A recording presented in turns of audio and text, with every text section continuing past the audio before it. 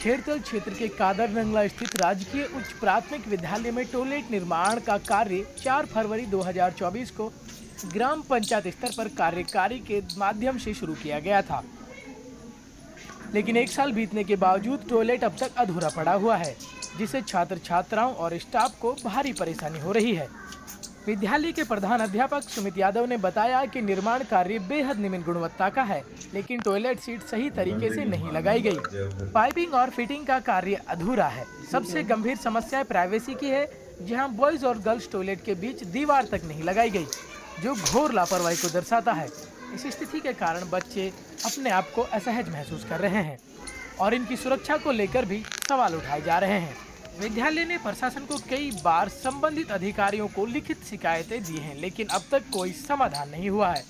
प्रधान अध्यापक ने संपर्क पोर्टल 181 पर भी शिकायत दर्ज कराई है, लेकिन प्रशासन की ओर से अब तक कोई ठोस कार्रवाई नहीं की गई। यह विद्यालय अपने नवाचारों और उत्कृष्ट शिक्षा कार्यों के लिए जाना जाता है। प्रधान अध्यापक सुमित यादव ने अपनी सैलरी से नवाचार करते हुए विद्यालय में कई विकास कार्य कराए हैं। साथ ही स्टाफ ने भी अपने खर्चे पर सुधार कार्य करवाए हैं। विद्यालय की मेहनत और समर्पण को देखते हुए हाल ही में गणतंत्र दिवस पर प्रधान अध्यापक सुमित यादव को जिला स्तर पर सम्मानित किया गया है, लेकिन प्रशासन की अनदेखी और टॉयलेट निर्माण की दुर्दशा से स्टाफ में भारी नाराजगी है। विद्यालय स्टाफ और ग्रामीण ने टॉयलेट निर्माण कार्य जल्द पूरा करने और गुणवत्ता सुधारने की मांग की है।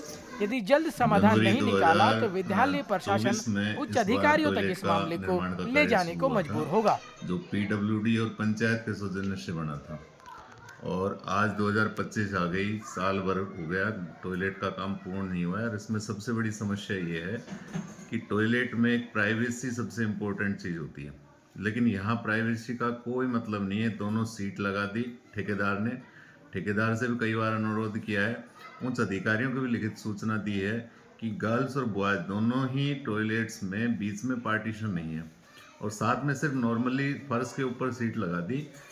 वहाँ पे साफ सफाई नहीं हो पाती, बच्चे टॉयलेट के लिए जाती हैं तो वहाँ उनके अंदर इन्फेक्शन की समस्या होने की मतलब पूर्ण संभावना है, क्योंकि उसको हम कितना भी कोशिश करें, हम बहुत साफ करवाने की कोशिश, साफ नहीं हो रहा।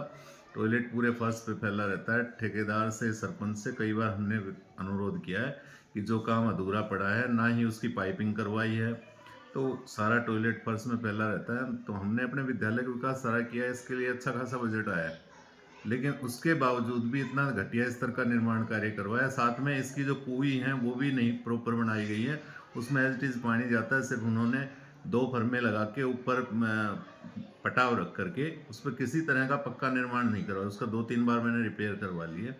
तो इस निर्माण के और साथ में इसकी प्राइवेसी के लिए कई बार हमने शिकायत की है। तो मैं प्रशासन से अनुरोध करूंगा कि इस समस्या का शीघ्र निवारण करके बच्चों की इस समस्या का समाधान हो सके। साल भर से बच्चे बिना टॉयलेट के परेशान हैं।